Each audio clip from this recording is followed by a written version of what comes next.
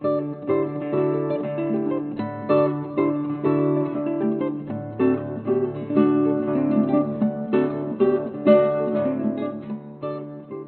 a gente pensa em participação social, a gente às vezes esquece, né? Assim, a participação ela é importante porque nós que somos sujeitos de direito, a gente tem muito a dizer sobre aquela política pública. Quando a gente pensa a primeira infância, muitas vezes a gente, né, simplesmente não pensa que a criança, aquela criança ali de 0 a 6 anos, ela também tem muito a dizer sobre a política pública, sobre o que é que, quais serviços são interessantes para ela. Muitas vezes a gente acha que não, que a criança não tem essa competência de dizer. Mas, apesar de, no senso comum, nós muitas vezes pensarmos que não, a criança não tem o que... o país, o Brasil como nação, ele fez uma opção diferente. Ele disse, no Estatuto da Criança e do Adolescente, ele disse quando ele assinou o Tratado da ONU, e ele, de novo, quando aprovou o Marco Legal da Primeira Infância, ele reafirma que as crianças, elas têm o direito também de participar das decisões políticas que lhes afetam. Então, essa coisa da criança, da gente esquecer de escutar a criança, tem a ver com o próprio nome infância, né? Ele vem, o infância é aquele que não tem voz, o que não fala, o infante. Então, você vê que vem de lá de trás essa ideia de repente, de a gente não escutar aquela criança, né? Ela não fala, mas ela fala. E eu vou pegar um recurso fotográfico. Eu acho, quando eu penso em participação infantil, tem um exemplo que me vem logo na cabeça, assim, que é uma foto que um dia eu achei num livro, o livro que o secretário de Segurança Pública Municipal lá de Recife fez sobre experiências de Bogotá e Medellín, lá na Colômbia, sobre de proteção e de redução de violência, né? O investimento que essas duas cidades fizeram na própria cidade para a redução de violência. E aí o livro é super interessante, eu me deparo com a seguinte foto. Isso é no meio de uma favela assim, como a gente conhece algumas favelas brasileiras, que tem muito morro, assim, geograficamente é uma favela cheia de morro. Quando eu vi essa foto, eu fiquei pensando assim, diversas vezes que eu já conversei com crianças sobre melhorias que a gente podia fazer na comunidade ou na casa, às vezes até a gente encontra. Assim, o que a gente podia fazer para melhorar isso aqui? E se fala no escorregador e no tobogã, geralmente a gente acha a graça dessa proposta. E aqui está uma proposta super integrada, geograficamente integrada e super integrada com o que é a infância, né?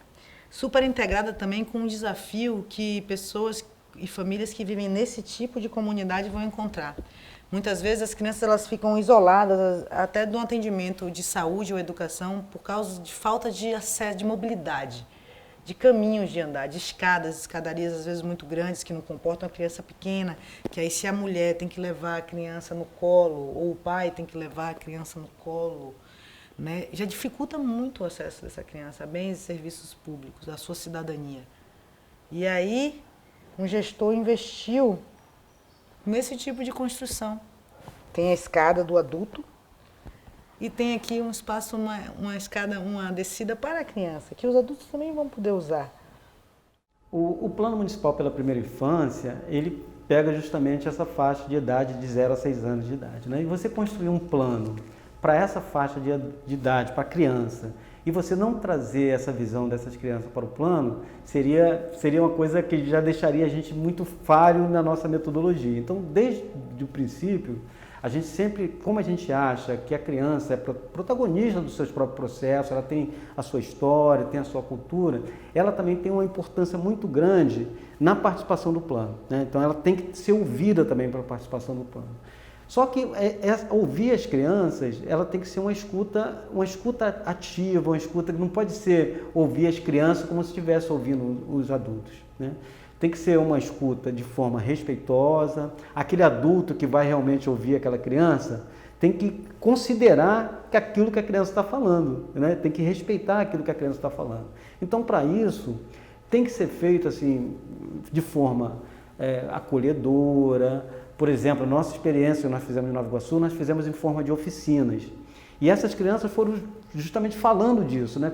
Como é que elas chegavam a falar para a gente, não era diretamente. A gente fazia isso a partir de dinâmica de grupo, a partir dos seus gostos, os lugares que elas mais gostam na cidade, os lugares que elas menos gostam, o que elas fazem na cidade, como é que se vivencia isso na cidade. E isso era muito interessante na hora que como a gente fez isso filmado, né?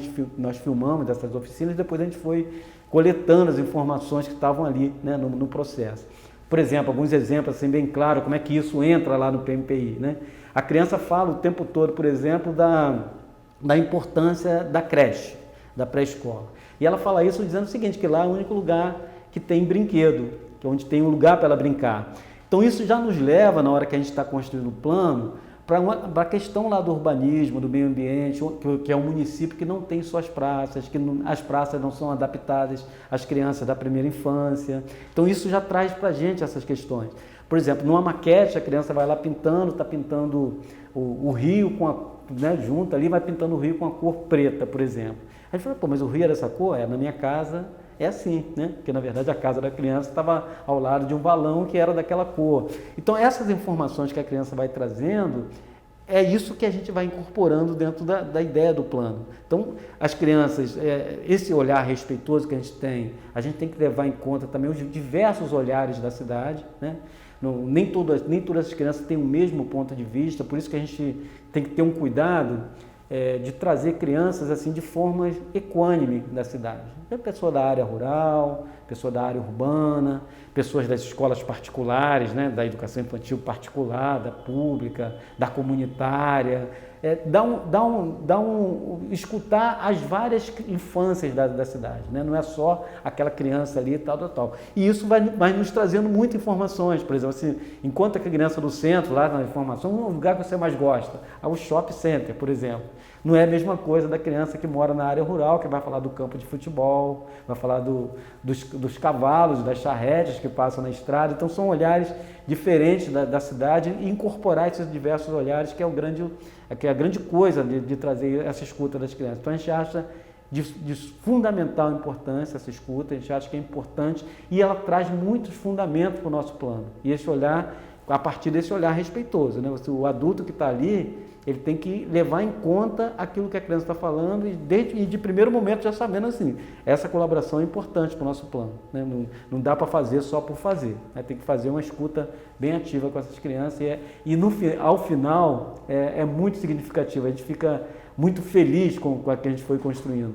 Na nossa experiência, nós pegamos todos os materiais produzidos nas oficinas, as maquetes, os cartazes, e os diversos documentos que tinham produzido pelas crianças, as várias produções, e fizemos isso no espaço que a gente discutia nos grupos de trabalho, né? De certa forma, trazendo também essa criança para perto da gente na hora que a gente estava construindo aquele texto ali. Então isso para a gente foi de fundamental importância assim, para o sucesso, né, do plano no final.